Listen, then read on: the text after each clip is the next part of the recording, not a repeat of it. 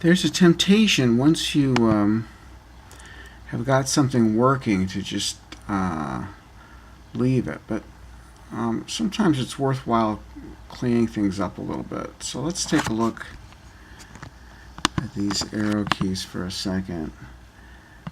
One thing that I'm not too happy about is that I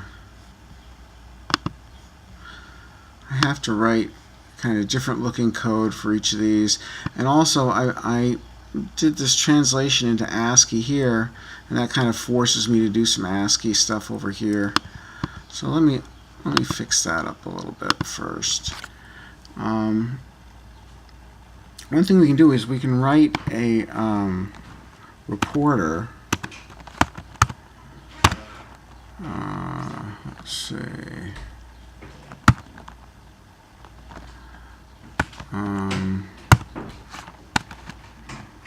Maybe like call it key to word, maybe. And say key, and then we can say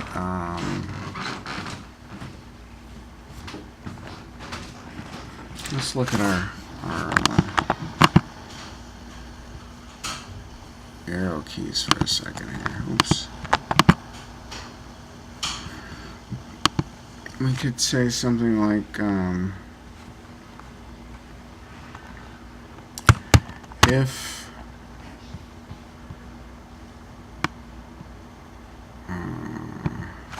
copy this.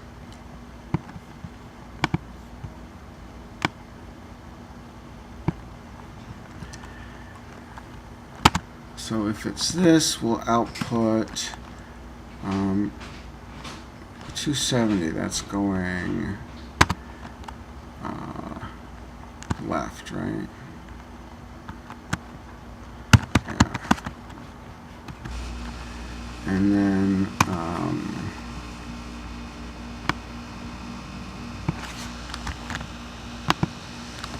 copy all of these. So I want to. So this is up.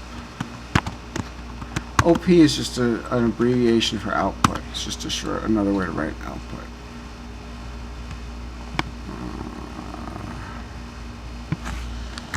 Copy this one.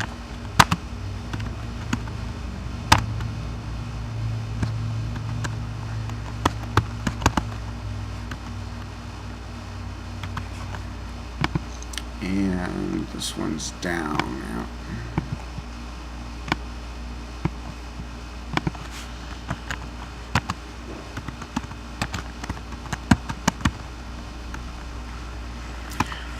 So far, if we if the key is any of these, oh, you know what? I think I want to do this.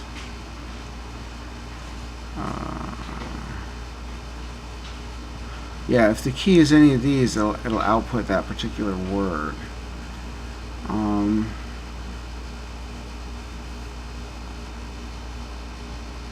So what I want to do, how do I want to do this?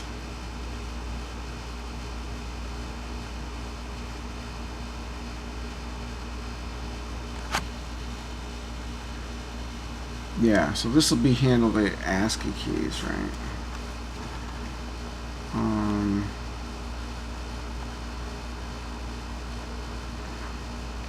Otherwise,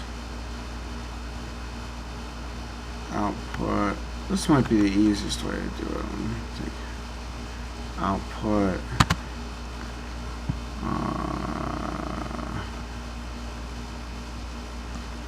Maybe char key. How about that?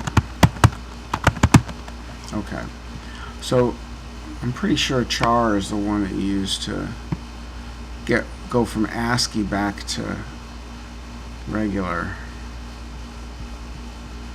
So let's see, char. Yeah, char and a number reports the characters. That converts back from ASCII into character. So now what I can do is I can say handle key.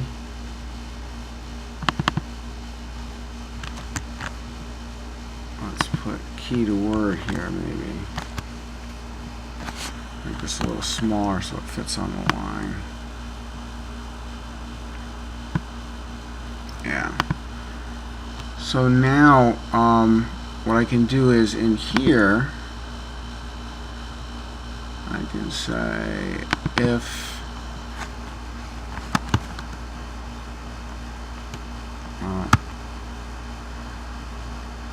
equal key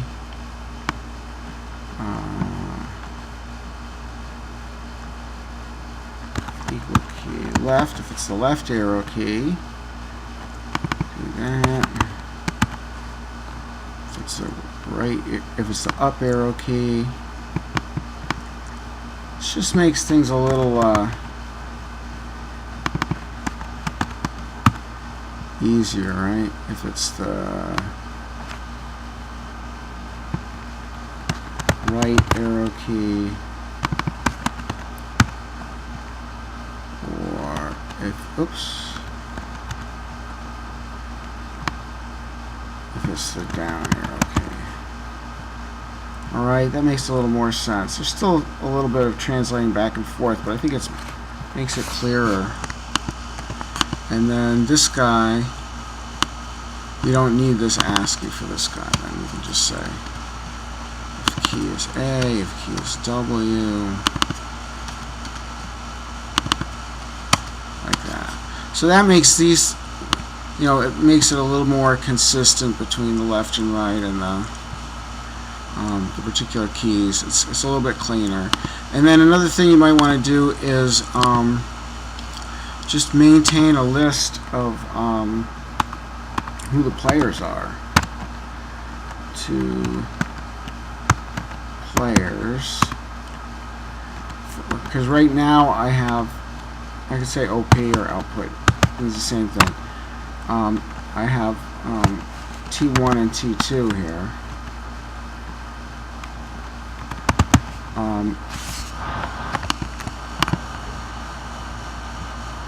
Yeah, it's T2 and it's T1, right?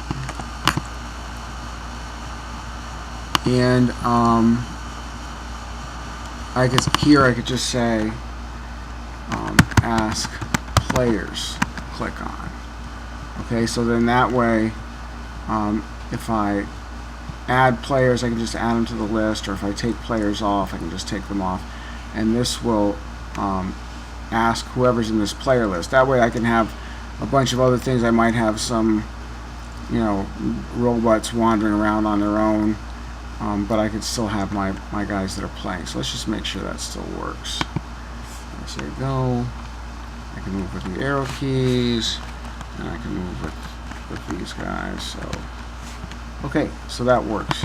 So again, it's not, you're not always done just once it's working. Sometimes it's important to do a little extra work to make it easier to read, so you can see what you're doing. So this makes it easier because you can do basically the same thing for left arrow keys and right arrow keys as you do for letters, right? So that makes that easier. And also, you know, it makes it easier if you want to make a change to the number of players in the future. You can just change what's in your